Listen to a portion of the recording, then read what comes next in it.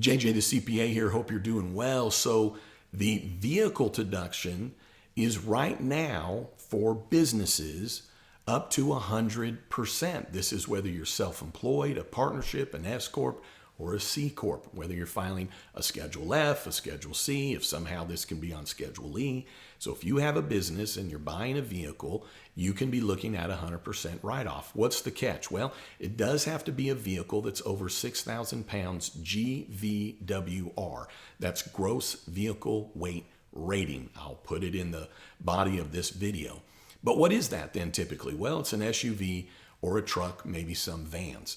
But with that, to the extent of your business use, which can be 100%, you will get that full write-off. The thing to note is that by law, that is going away at the end of this year. Now, don't fret too much because next year it's up to 80%. The following year in 2024, it's 60%. In 2025, it's 40%. And in 2026, it's 20%. And after that, it's gone away. So the 100% deduction is going away. You're right. If you're savvy, you're aware of some of these deductions related to the vehicle. You might say, hey, but under Section 179, which is just another code section, can't you deduct 100%? Actually not. You can only deduct up to $25,500. That doesn't change into next year. But the 100% deduction for SUVs and trucks, the 100% part is going away at the end of this year. So if you're a sole proprietor, meaning you're filing a Schedule C, good news for you, you just need to get it bought before year end. And in essence, place it into service.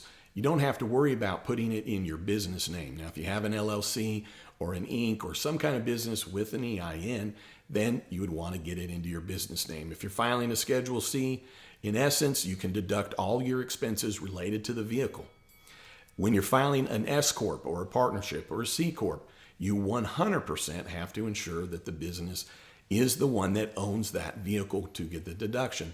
And whether you're self-employed, Schedule F, Schedule E, S Corp, partnership, C Corp, everything. Doesn't matter if you're an LLC or an Inc., pick it, okay? If you're a business owner, you then get to deduct when you properly buy it and write it off for tax purposes as such. You then get to write off everything related to that vehicle, the interest on your payments, the car insurance, the car washes, new tires, oil changes, right? Anything related to that vehicle. What many think is that if they put a sign on the side of it, it's advertising, they get to write it off. Actually, it's not that. And it's not as hard as you would think, but it's based then on the number of miles that you drive in a year related to business. If you work at home, then the second you leave your home related to business, those miles count for business. If you're working at an office, then you're right, from home to the office, that doesn't necessarily count, but you got to look at the rules carefully. Sometimes it can.